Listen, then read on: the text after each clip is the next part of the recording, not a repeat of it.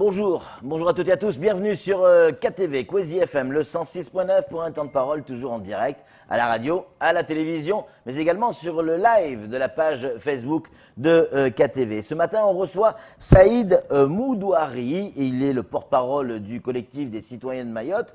Sachez que demain, il y a une marche organisée par la population pour soutenir les policiers ou le policier qui est incriminé dans l'affaire de Kawini. Saïd Moudouari est avec nous. Saïd, bonjour. Bonjour Patrick. Ravi de vous recevoir sur ce plateau, comme à chaque fois du reste.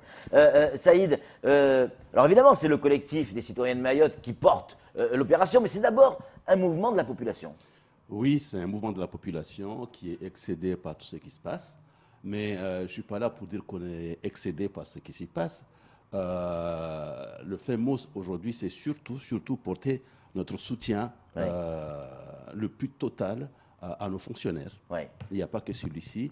À nos fonctionnaires, on a eu un Mtsamoudou qui a été molesté gravement, il a été évasané à La Réunion. Il y a eu d'autres qui ont eu des coups gratuits.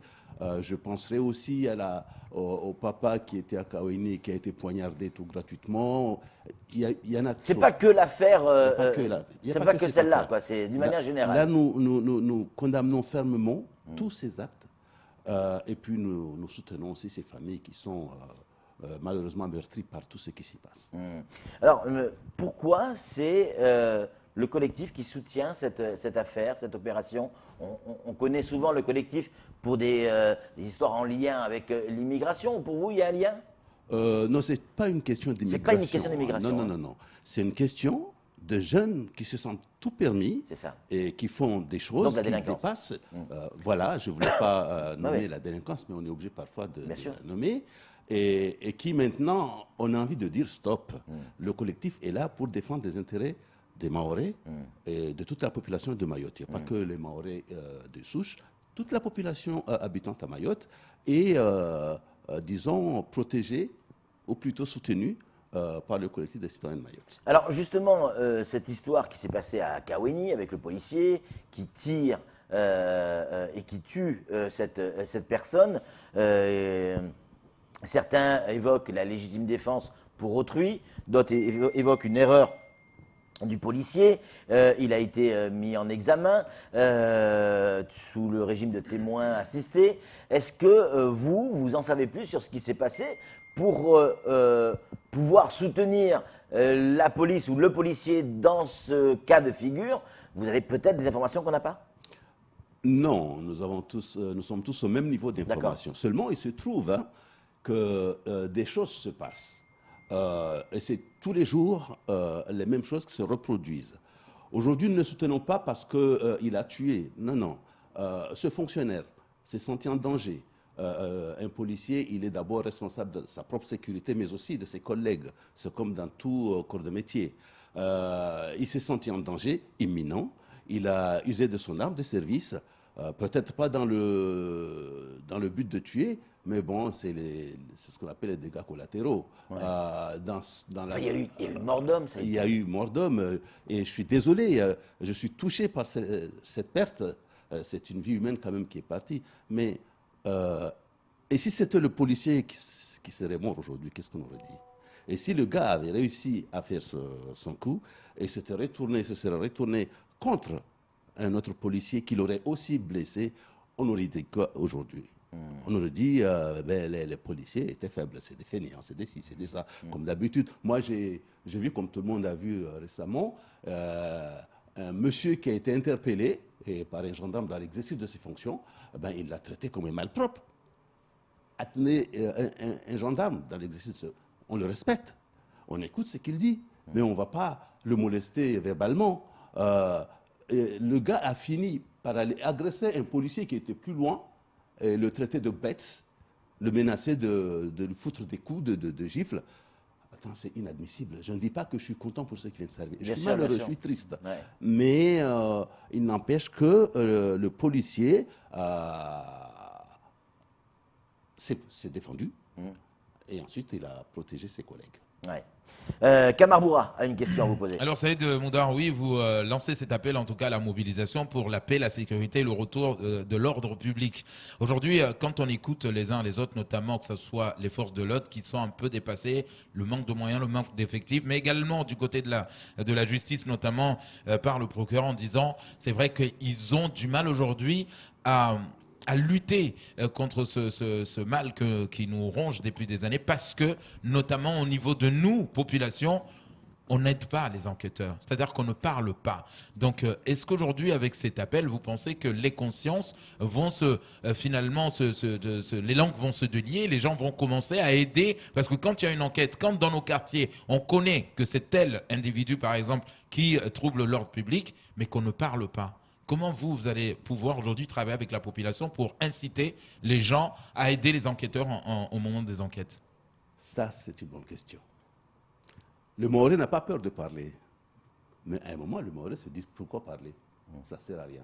Je me mets en danger pour rien. Parce qu'après, derrière, il y a les représailles. Oui. Ces mêmes jeunes qui sévissent, ceux-là même viendraient voir la personne. Et menacés? Oui, Ça se fait s'en souvent, cachent pas. Ça se fait tout le temps. Ouais. Ça se fait tout. Lorsqu'on va poignarder un jeune en public à la mosquée de vendredi à Pamandzi, c'était pourquoi? C'est parce que ce jeune-là n'avait pas respecté le code de leur Du machin. silence. Voilà. Donc, c'est plus grave que ça. Mais je n'avais pas vraiment envie de parler de tout ça aujourd'hui. Mais moi, j'ai constaté une chose. Il n'y a pas que l'État qui a démissionné à Mayotte. Tout le monde a démissionné. On a l'impression qu'il n'y a plus d'autorité à Mayotte. Il n'y a jamais eu autant de violence à Mayotte que depuis qu'on a un procureur nommé à Mayotte. Il n'y a jamais eu autant de violence. Maintenant, si on va me convoquer pour ça, je le dis quand même. Il n'y a jamais eu... Attendez, je ne comprends pas, Saïd.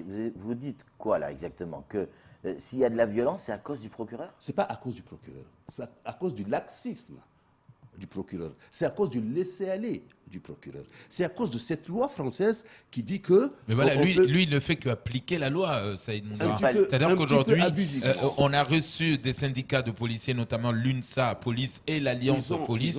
Mais eux, quand ils font leur travail, que le procureur se rende compte que c'est une mineure, on applique, comme dit souvent Patrick, le livre rouge. Le procureur ne peut pas inventer un article qui va condamner ou qui va... Il y a mieux à faire que de respecter ce... Est-ce que ce n'est pas plutôt à nos parlementaires de trouver une solution pour ces mineurs? Les parlementaires, on en reviendra, les parlementaires. Mais à la demande du procureur, puisqu'il se sent dépassé par les événements, il est dépassé par les événements. Qu'ils le disent haut et fort, qu'ils ne disent pas seulement que, oui, à demi-mot, ils ne savent pas ce qu'ils font. Il est dépassé. Aujourd'hui, nous sommes dans une société qui a muté. Et dans cette mutation, il faut des moyens en mutation. Donc le procureur, si vraiment il a envie de faire son boulot, il n'a pas envie seulement de laisser passer les choses autour de lui, impunément. Il devrait demander de l'aide. L'aide à qui? À qui de droit? Il est du ministère public. Il travaille avec le ministère de l'Intérieur. Il travaille avec le ministère de la Justice. Pourquoi il ne demanderait pas de l'aide aux autres? Je commence à m'énerver quand je pense à tout ça. Quand je pense que lorsqu'on indique le nom du procureur, on va au tribunal à La Réunion, ça m'énerve encore plus qu'autre chose. Aujourd'hui, on a un préfet qui diffuse des statistiques, je ne sais pas où est-ce qu'il va les chercher. On nous dit, la délinquance a baissé à Mayotte de 11%, de 9%. Alors même au moment où on diffuse les statistiques, il y a des agressions, il y a des tentatives d'assassinat, il y a des attaques sur les biens des personnes. Il se passe plusieurs choses à la fois, mais en attendant, la délinquance baisse énormément. Donc quand on entend ça, quand on voit ça, on ne peut que s'énerver et indiquer ces gens-là, dire que c'est la faute à X ou Y. Et des responsables, il y en a. Ouais. Il n'y a pas que les petits parlementaires mahorais. Eux, aujourd'hui, on en a combien? C'est quand même eux qui font les lois, en tout cas qui les proposent. Ils les proposent, mais aujourd'hui, nous savons qu'on a un député qui essaie de bouger un petit peu, qui gesticule beaucoup à l'Assemblée nationale. Il est à l'opposition. On a 2 sénateurs qui font semblant de parler, mais ils ne parlent pas vraiment parce qu'ils n'insistent pas sur leurs demandes, parce qu'ils sont dans la majorité actuelle. Mais il y a quand même une députée qui est dans la majorité. Il y a une députée qui est dans la majorité, mais qui ne sait pas, qui s'en est pas cachée. Le jour où son collègue a proposé un projet de loi qui pouvait ralentir un petit peu l'immigration clandestine à Mayotte, elle l'a dit ouvertement, et elle ne pouvait pas voter. Pourquoi? Parce qu'elle est tenue par le respect du groupe. Où est-ce qu'on va? Mayotte n'a pas besoin de députés qui respectent le groupe. Mayotte a besoin d'un député ou d'une députée qui va se battre, qui va corps et âme dire non, nous voulons ça. Voilà ce que moi la je marche pense. qui est organisée demain, je crois qu'elle va devant la préfecture également, c'est aussi pour tous ces problèmes-là, y compris pour ce que vous avez évoqué avec le procureur. C'est tout ça ou pas? Le procureur, c'est par voie de conséquence. Mais nous savons très bien que... Vous êtes dur quand même avec le procureur, parce que c'est pas lui qui fait les lois. Lui, il n'est pas tendre avec moi non plus. Ah, non, c'est une histoire entre vous deux alors. C'est pas la personne de Seyd Moudouari, hein, c'est pas la personne. Ouais. Mais il n'est pas tendre avec les Maoris en général. Quand on nous dit, il se passe des choses à Mayotte, personne ne porte plainte. Allez-y voir au commissariat de police ou à la gendarmerie, combien de plaintes traînent et parfois même qui arrivent au parquet et qu'on n'entend jamais parler. Maintenant, quand il y a des assassinats, on n'a pas besoin de plainte. Quand il y a des assassinats, il y a des enquêtes qui sont ouvertes, qui sont suivies. Mais chez nous, jamais les crimes ne sont élucidés. Alors, dites-nous ce qu'il faut faire. Ce n'est pas la personne du procureur qui me dérange le plus. C'est la manière dont il fait appliquer la loi à Mayotte. On a des enfants, on appelle ça des enfants, des grands balèzes comme moi là, mais qui se disent avoir 11 ans, qui arrivent dans la rue avec des machettes, hein, qui cassent des voitures, qui tapent sur des gens, et on dit c'est des mineurs, laisse circuler. Il n'y a rien à voir. Non. À un moment, il faut prendre les décisions qu'il faut. Et ça persiste. Et ça signe. Oui, mais on est en France.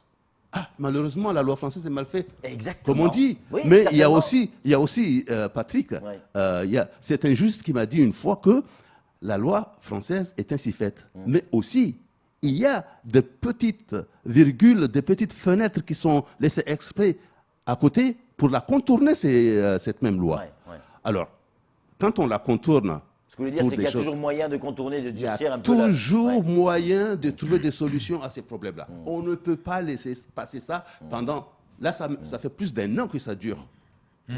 Bernard Bourra. Moudar, demain, cet appel, donc vous l'avez lancé, notamment via les réseaux sociaux.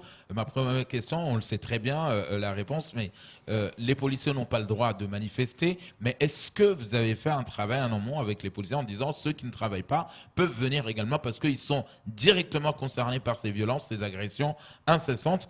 Et est-ce que et qu'est-ce que vous répondez, pardon, à des gens, notamment sur le live Facebook de KTV, des gens qui disent c'est une mobilisation xénophobe. Vous savez, moi, j'appelle pas ça Facebook, j'appelle ça face de bouc. Oui, mais enfin, vous utilisez les mêmes réseaux pour communiquer également. Par moment. Moi, j'y vais très rarement. Ouais. J'y vais très rarement. C'est Alors, pas deux qu'il y a choses. des- Est-ce qu'il y aura l'appui, enfin, il y aura quand même des policiers parce qu'ils sont concernés. Et qu'est-ce que vous répondez par rapport à cette critique d'une personne, d'un internaute qui dit que c'est un mouvement xénophobe? Ça n'engage que lui. De toute façon, nous savons qu'à chaque fois que Mayotte est touché dans sa chair, il y a des gens qui sont contents, qui nous regardent de loin et qui font des grimaces. Mais le jour où ça se passe chez lui, ça se retourne contre lui, oui, personne ne va l'aider. C'est ce qu'ils disent, alors qu'on n'a négligé personne jusqu'ici. Donc, s'agissant des policiers, on n'a pas demandé aux policiers de venir nous voir, nous soutenir, machin. Nous allons les soutenir. On ne va pas leur demander de venir descendre dans la rue. Nous savons très bien que le policier n'a pas droit à l'expression ouverte quand les choses ne vont pas bien, sauf si c'est des syndicats qui se concertent. Et justement, vous avez été contacté par les syndicats de Non, police. non. C'est eux qui, en sous-main, vous demandent de faire Non. ça? Ou c'est vous qui... Non, c'est nous qui disons stop. Vous, la basta. population. Nous, la population, dit basta, ça suffit maintenant. On a commencé par nous lancer des cailloux, par nous donner des coups de gourdin, des coups de poignard. Maintenant, on s'en prend aux policiers même qui nous protègent, qui défendent la loi. On ira jusqu'où? Jusqu'où on va s'arrêter? Donc, on ne dit pas, on va soutenir ces gens-là. Il n'y a pas que les policiers qu'on soutient. On soutient toute la population de Mayotte qui est meurtrie par ces actes-là. Dernière question, parce qu'il est déjà 7h27. À quoi va ressembler cette manifestation demain? Qu'est-ce qui est au programme? C'est une manifestation pacifique. Pacifique, il faut le rappeler. Voilà. C'est un symbole. Nous partons de la préfecture vers le commissariat de police pour leur témoigner de notre soutien. Après, il y aura une conférence de presse. Et dans la conférence de presse, nous dirons des choses. Bien sûr. Mais là, aujourd'hui, je ne peux pas dénoncer, développer ce que nous allons Bien dire. sûr, ça sera dit demain. Mais nous dirons des choses et que les gens qui pensent que c'est xénophobe se tranquillisent, se calment et se disent il se passe des choses, on est obligé de réagir parce que nous sommes dans la rue, ça fait maintenant depuis 2017. On ne va pas laisser des choses comme ça. Ça fait partie de notre... Donc demain, vous donnez rendez-vous à tous ceux qui soutiennent cette idée à 8 heures du matin, je crois, devant la préfecture de Mayotte, en Grande Terre. Et il y a une marche donc pacifique, il faut le rappeler, qui va s'opérer en direction du commissariat, où là, vous allez effectivement évoquer votre soutien aux policiers. C'est bien ça? C'est bien ça. Merci beaucoup, Saïd Moudari, d'être passé sur notre plateau et d'avoir répondu à nos questions. C'est moi qui vous remercie. À l'occasion, je salue tous les Mahorais et les Mahoraises qui nous aident là. Eh bien, tout le monde vous écoute. En tout cas, c'est tout pour ce temps de parole. Tout de suite, la suite de nos programmes.